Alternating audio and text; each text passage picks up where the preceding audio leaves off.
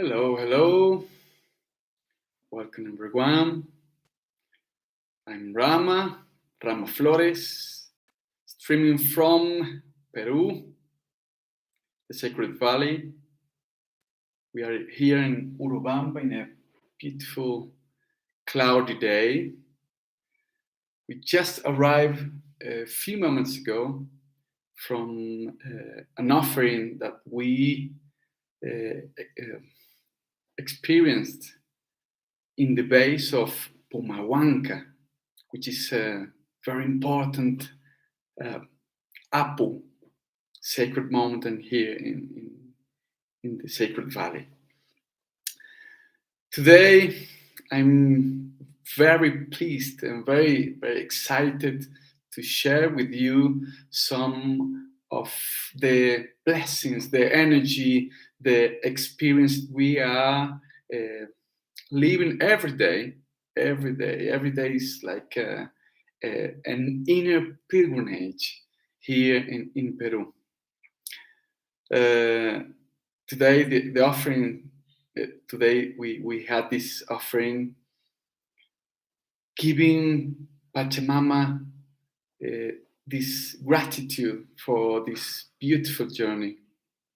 And today we want to share with you, as the title in this live streaming session says, who is the healer? Who heals? Who heals?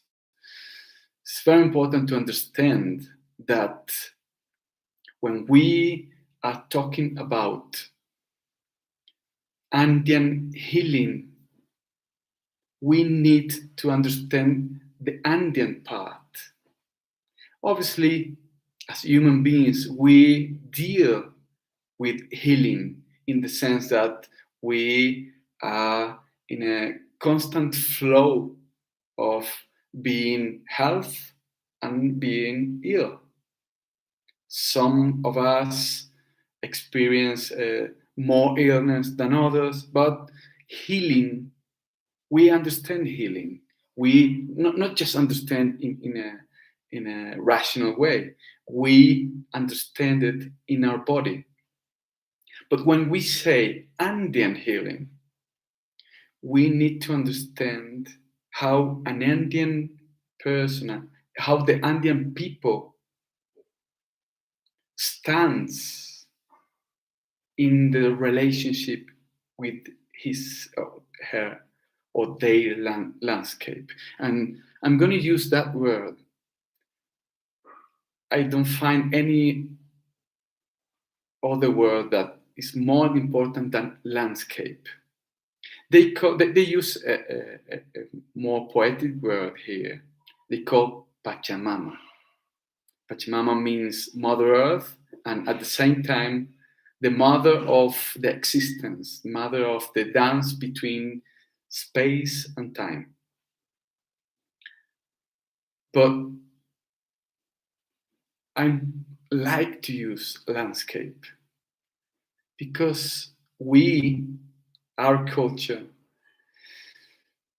is related with the divine in a very symbolic way. When we call a name of a god or a goddess, we put them in another level. But when we say Pachamama is here, when we say Pachamama, it's everything around us and inside us. When we say Pachamama, is everything that we could experience. We are, in the Andean cosmovision's way, we are expressions of Pachamama. So I like to use the word landscape because landscape is the body that we are holding, we are living, we are bonded, binded. We live in this landscape. We breathe this landscape. We sleep, we eat, we work in this place. everything that links to us, relate to us, is the landscape. And this is the core question about Andean healing.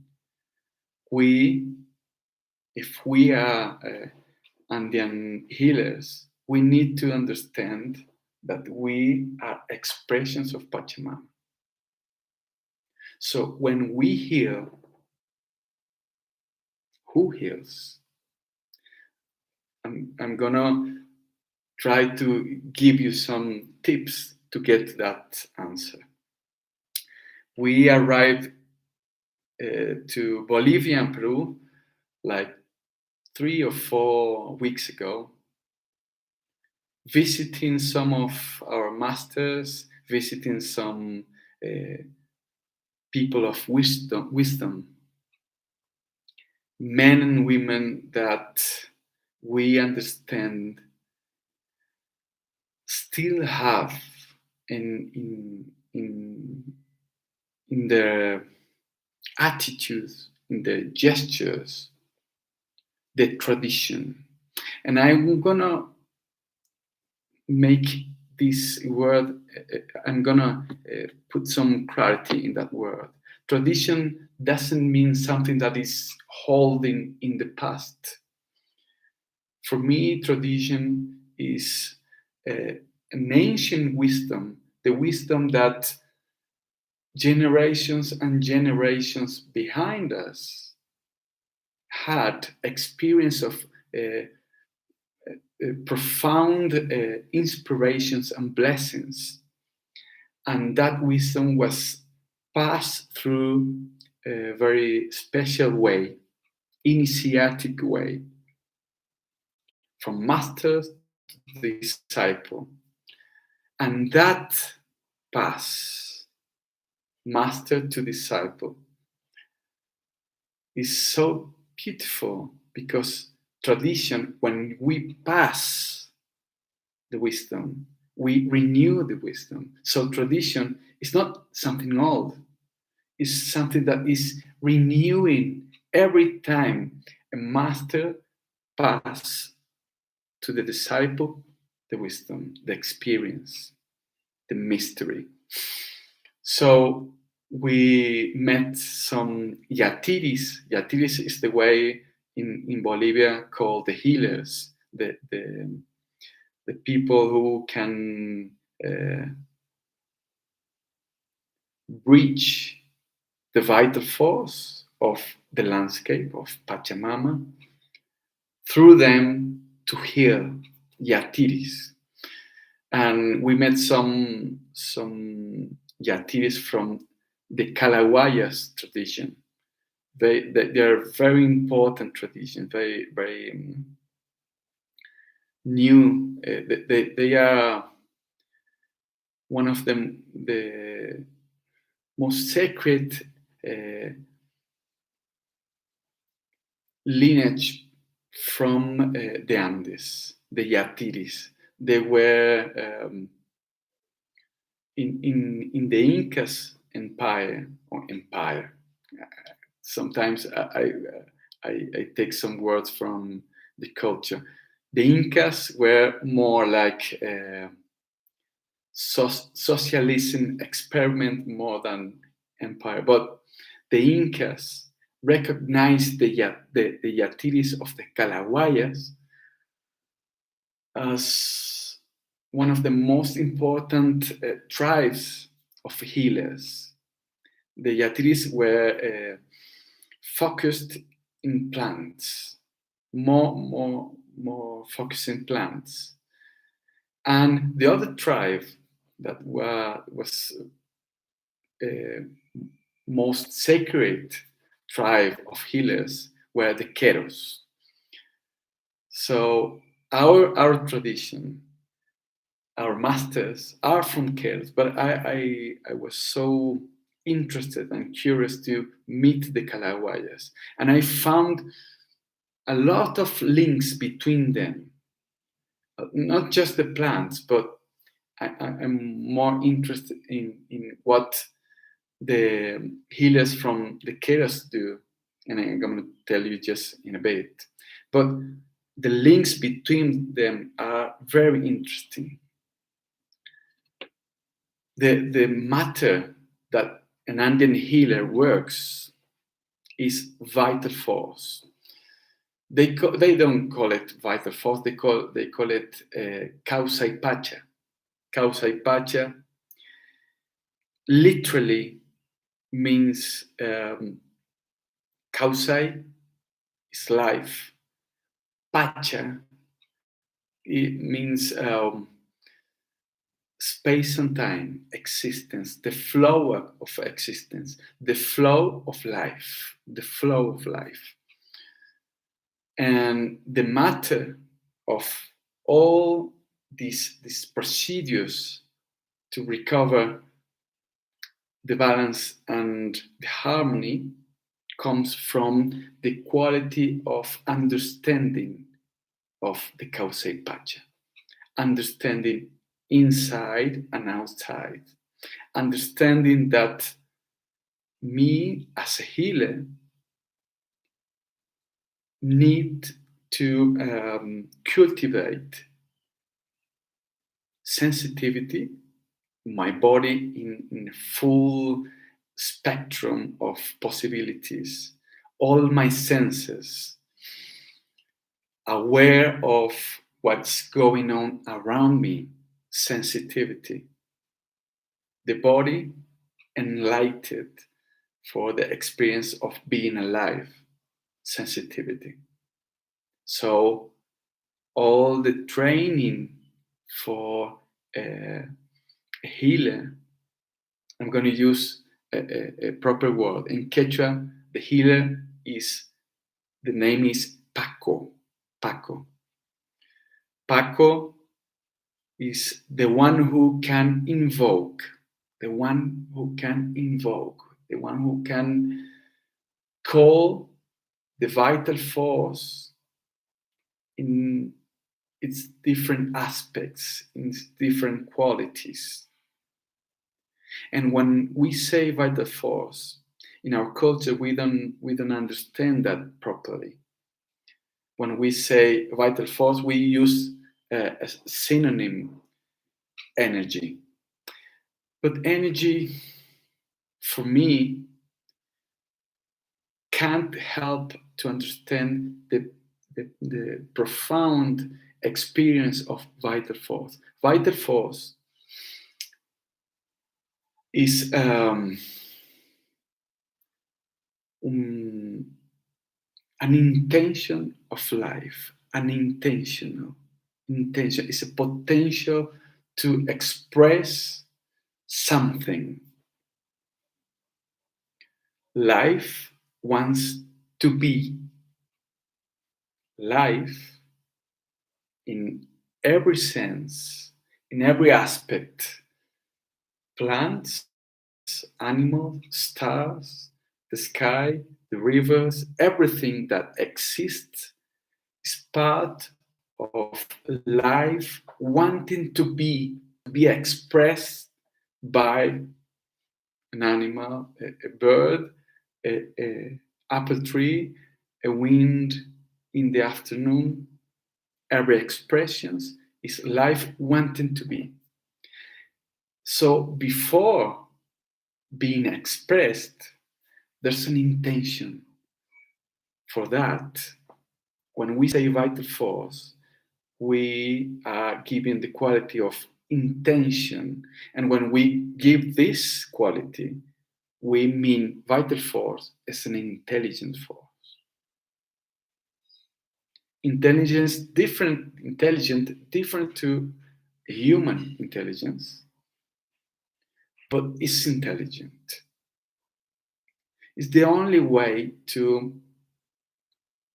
explain how life is going on around this little piece of dust that is planet Earth.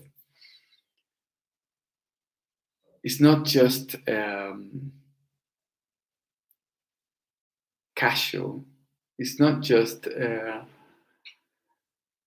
a matter of casualties. It's about wanting to be. It's life wanting to be what is expressing around us. So a Paco is a man or a woman who can, with the proper training, with the proper sensibility, the body, with the proper intelligence, the mental aspect is very important. And the most subtle aspect of our intelligence is imagination. So we need to train our body and we need to train our mind to clean all the fantasy of our imagination and accept that our imagination could be a bridge to link our human existence, our limited human existence, like monkey, to connect, to interact with the sea, the ocean of vital force, expressing everything around us, expressing the landscape. So a healer, a Paco, is someone who understood the relationship of the outside world, cycles, everything changing, the rhythm of life, the rhythm outside, the rhythm inside our body, all this dance. And at the same time, the mystery behind the cycles, behind the physical body, behind the dance expression, the dance expression of life. And when we say mystery, it's a very beautiful word, mystery. It's what the poets takes the inspiration to write, to use words, to find different ways of deepness in our language, to express something so vague and misty as an emotion or an inner enlightenment inside. To use words for that, they need to use the mystery. Poets, as prophets, as healers, they work with mystery. And mystery we could call a synonym of vital force or synonym of causa y pacha.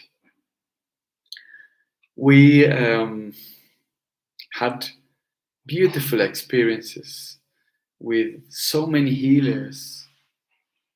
Here in Peru, the people still have a lot of confidence to go to an Andean healer and recover balance and harmony for the illness that can heal with pills. The medics, the doctors can heal some parts of our expression. In that illness, we go to a Paco, we go to an Andean healer here. And at the same time, a Paco is someone who can understand the fabric of interactions between the people, the earth, the water, the wind, the fire, everything around us, like fabric, like a poncho. Poncho is they have this focus in fabrics. They make fabrics. All the Incas and all the Andean tradition is linked to make their own clothes. They understand that the fabric is a perfect metaphor for what is going on between us. We are part of a fabric of vital force. We are part of an interbeing,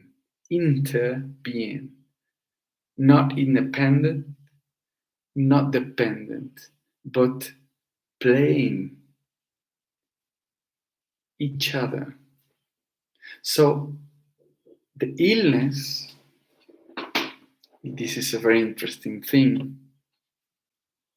The illness is some kind of resistance,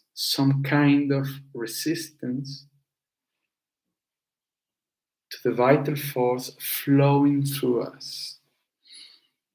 Every illness is a calling, a challenge,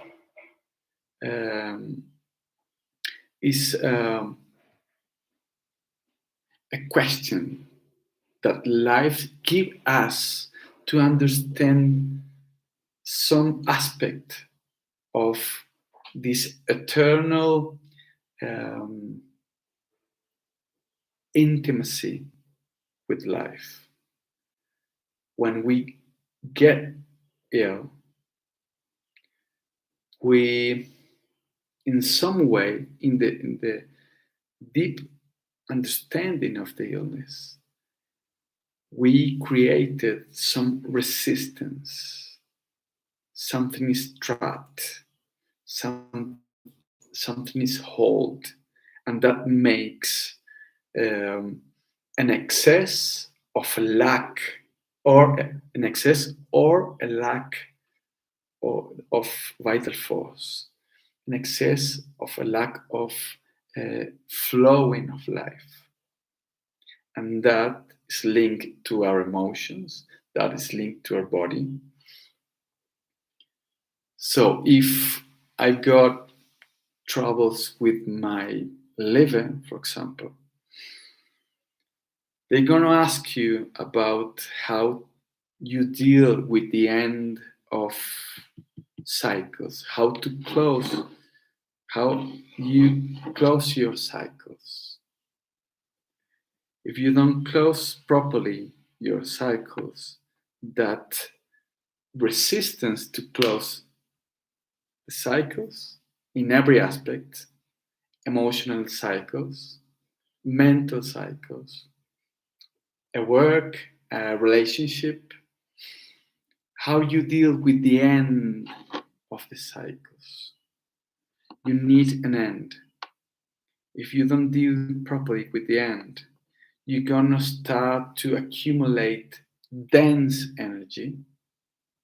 In that sense, our masters explain this way of dense and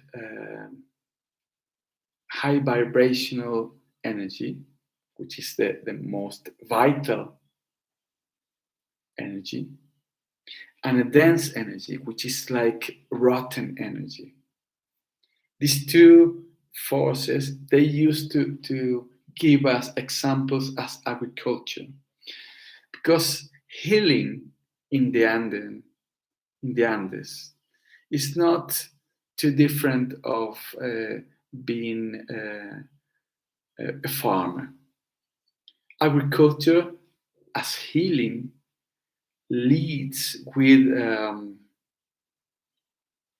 aspects that we can control. We could understand, we can be sensitive to understand what's going on in the climate.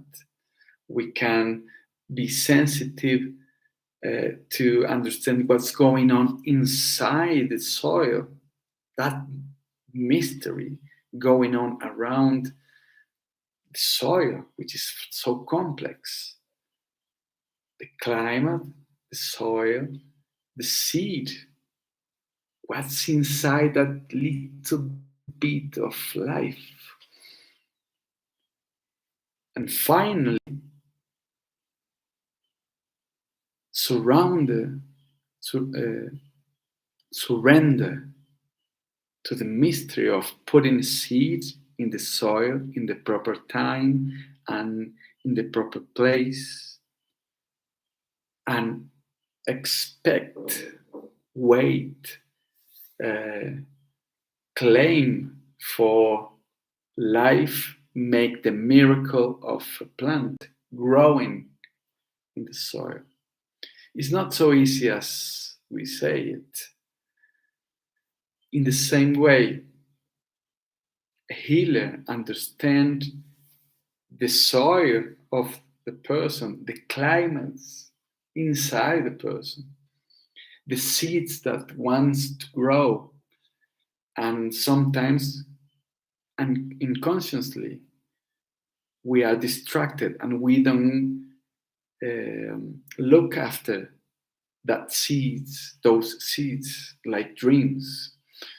So healing in some way is like agriculture, and we deal with these two aspects of energy, with these two aspects of vital force.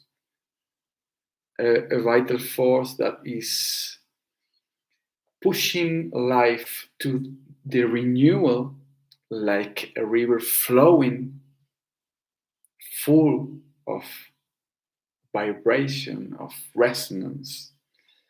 And another kind of energy, which is already used, we can say, is the energy with a lower vibration, and that needs to come back to the earth, like a leaf that is already made, whatever mystery makes leaf, and then needs to fall back to the soil, back to the ground, back to Mother Earth. So a Paco, a healer, an Andean healer, is all the time trying to understand how life plays with his own body or her own body. And then that wisdom, that understanding expanded to the other people, to the other landscapes as well, to the other plants, because Paco is not just a human healer. They could heal people, they could heal livestock, I mean, alpacas, llamas, llamas. They could heal plants, trees, and finally, the most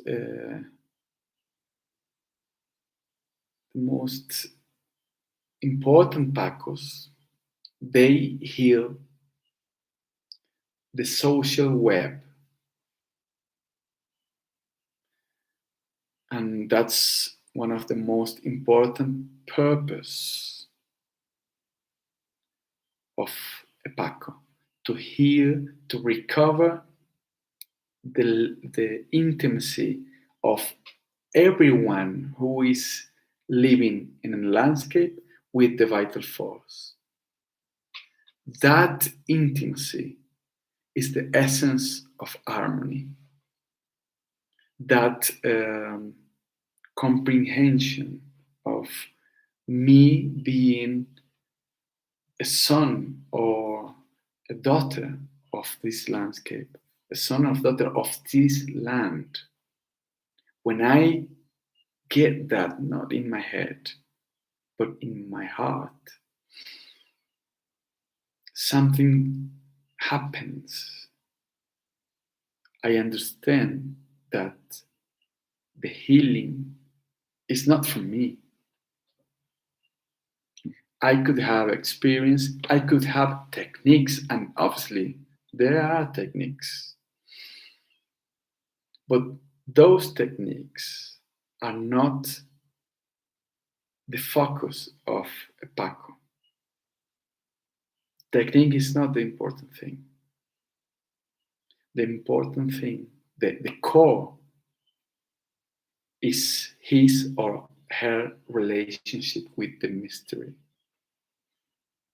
His or her relationship with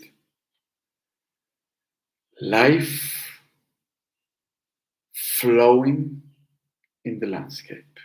When we understand that, we recover harmony, which is not to be health, is something different. When we say we are in harmony, we understand our own purpose and the purpose of the landscape, and we can dance together, creating the miracle of life. We become an instrument of harmony. So, an Andean healer is not just a profession, but in some very important sense, it's a spiritual path, because a healer is one of the most important aspect of being human being. I don't know if you get that. When we understand that we are alive, we have some kind of purpose. And if we understand that we need to get to that purpose, to become that purpose, we expand our consciousness, our perception of what's going on around me. And finally, we get our place, we get our time, we are in the perfect place and time. This present, doing whatever I do, is good for me and is good for everything around me. That's called, in Quechua language, it's a beautiful word, it's called Aini. Most of the Quechua words are full of chi. It's like strong words, but that word is soft. Aini. Aini means the flow of intimacy with life. So I want to tell you just a very beautiful experience we had in Bolivia, like 3 weeks ago. We were looking for a place. Someone told us about this place. It's a very strange place because it's in the middle of the city, and it's full of healers, full of yatiris. We were just looking around, but we couldn't find it, so just left it, and we walked without any aim. And finally, my partner Francisca said, "Look at there." And we saw finally that place out of nowhere behind a telespheric station in La Paz.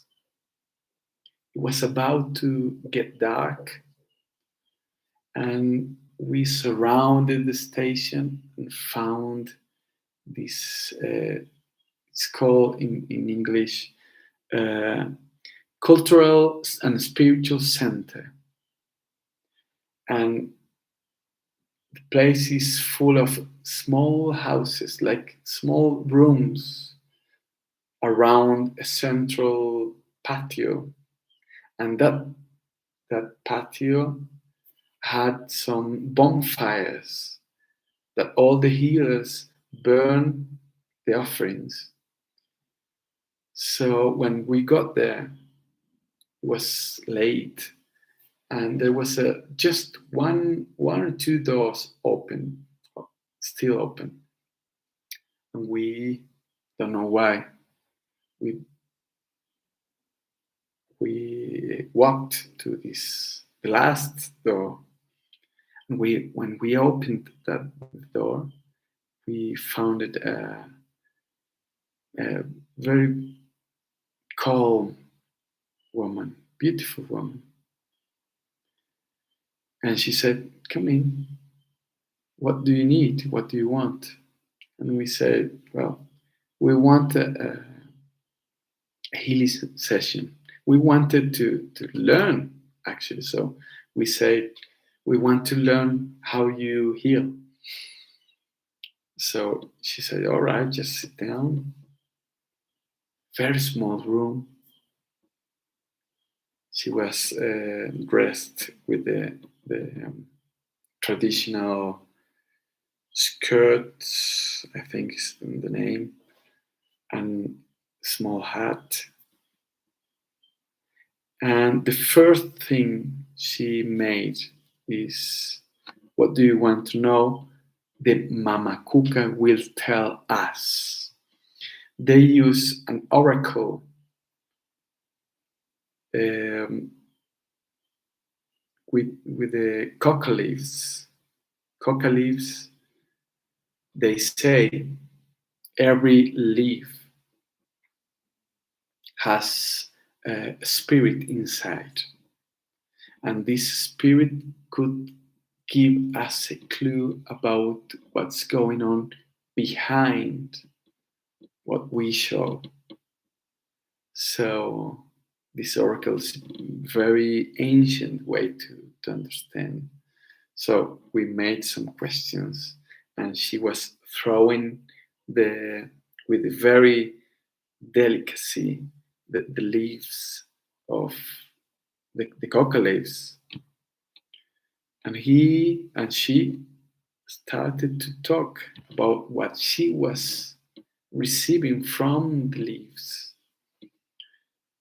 For that, our culture is so has some ideas like superstition ideas of an oracle. An oracle is a very interesting way to break the control of the situation. She wasn't controlling. She was just letting the leaves talk. And that's in some ways so poetic. So she answered some of our questions. And then she said, this way of healing, this way of understanding what's going on with you and how to deal with it,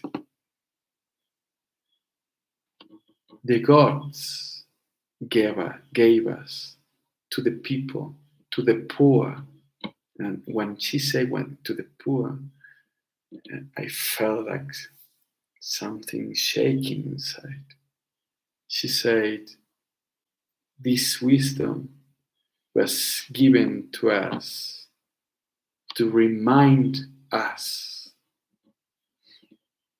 our pure heart of gratitude to the gods and the goddess, to the land, to the apples, to the wind, to every aspect of divinity. So there were very few words, but she said, we need faith to break the boundaries between us and the divine. We need faith. In that sense, we are used to get in touch with that word, with the Christianity or whatever religion you maybe are related. But when she said faith, she said this devotion to someone who is upon us, is bigger than us, is stronger than us. We need to take the human being out of the top of the mountain. And for that, the Andean people knows it very much. We need to take the human being, not just the human being, me, as the center of the universe. If we can make this little step, take the me in the center, we start to walk the healer way, the way of someone who understands how life flows in everything. We need to come out of the center and leave the center empty. From this center, as I don't know if you know the chacana. The chacana is the Andean cross. The chacana is like a cross with steps, and in the middle there's a hole. It's an empty center. They say that from this emptiness, from this silence, from the mystery of the center of the chacana comes the blessings. Because actually, if you can just think about it, it's just a miracle to be alive, to still breathing, to still feeling things, even that you can put names on those feelings like sadness or depression or anxiety or whatever you can call it. Just feeling emotions is a miracle. Just having the possibility to dream about what could be my life is a miracle.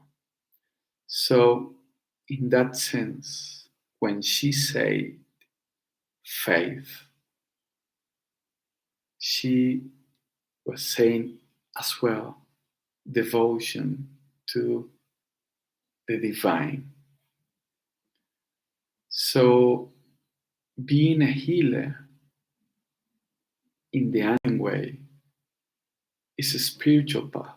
It's not just a way of understanding different kind of techniques to deal with the symptoms of an illness. It's about understanding how to call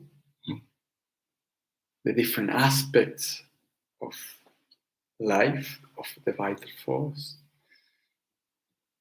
the earth, the fire, the wind, the water, and behind them,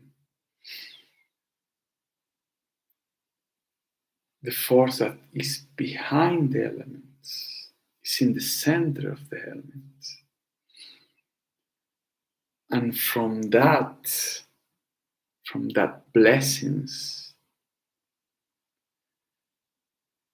find my proper place and time in the present, and help others to find their own place and time. When we found it, we found our purpose. And for me, it's so important to understand that, because right now, our planet, in this growing crisis in every aspect of our life, ecological aspect, crisis, political aspect, crisis, health aspect, crisis, financial and economic aspect, crisis. Everything is shaking, is breaking apart. So, for me, we need more and more people who can heal themselves and heal the people, the land, the mind of our society. We need healers. So that's why I understand that being a healer is one of maybe the ultramost purpose of a human being. So if you want to know a bit more, Sari is here. What a beautiful experience. Thank you for sharing her story. It has so many layers of teaching of it. You know, her name is Valeria. Valeria, beautiful woman. We want to take a picture of her, and she said, "Please, I don't have that costume, that ways. I don't like pictures," and she didn't want to take a picture. That for me was wow. Thank you for once. Because we are a society of photos. Every time we need to take a photo. And a person asking, "Please, I don't want to be photographed." That's, for me, was the cherry of the cake. It was beautiful. If you want to know a bit more about this, next Monday, we're going to have another encounter, and we're going to tell you about this training we are preparing. When I say we are part of a school of training, the Andean Mystical School. Is a place of training our sensitivity, training our imagination, and training our consciousness. In that three words are not just any word. Sensitivity, our body, our physical body, open and enlightened. Imagination, our mind, expanded in every sense, in every way. Like the mother, the dense thing in our body, our mind, our clarity, like the father. The Andean people knows it, mother and father. And mother and father gives the son or the daughter which is our heart. The consciousness is in our heart. For the Andean people, we can be guided just for our heart. So if you want to know a bit more about this training, we're gonna start about the starts of December. We're gonna give another live stream next Monday, and we're gonna talk about how you can become, or how you can start to become a Paco, a healer, someone who can understand how to call the spirits. This is another word for vital force. The spirits, the vital force with different qualities are spirits, forces that are intelligent and we intentional, and we can, with training, call them for assisting us to recover balance, to recover harmony. So next Monday we're gonna talk a bit more about this training, which is part online and part in presence. We're gonna end this training next April in Peru. We're gonna join us here in these landscapes, in these sacred places. You're gonna feel the force of the places. Here in Peru, it's not just places of ruins, of places of the leftovers of the colonization, of the rest of Inca's ruins. It's not about this. It's about understanding that still now there are places, they call it waka, places where the vital force is so strong that you can get that force to heal yourself, understand how to heal someone else. These lands are sacred. It's not just any name. This place called Sacred Valley. We are right now in Urubamba, in front of an amazing, beautiful, sacred mountain called Pumahuanca. Pumahuanca. That means in Quechua means puma's stone, like stone of a puma. And this is a place full of trees and plants and people, very full of peasants, farmers, people who still grow their own food, people who still can heal themselves. And we're gonna meet next April to find these sacred places, the places who are still alive, full of vital force.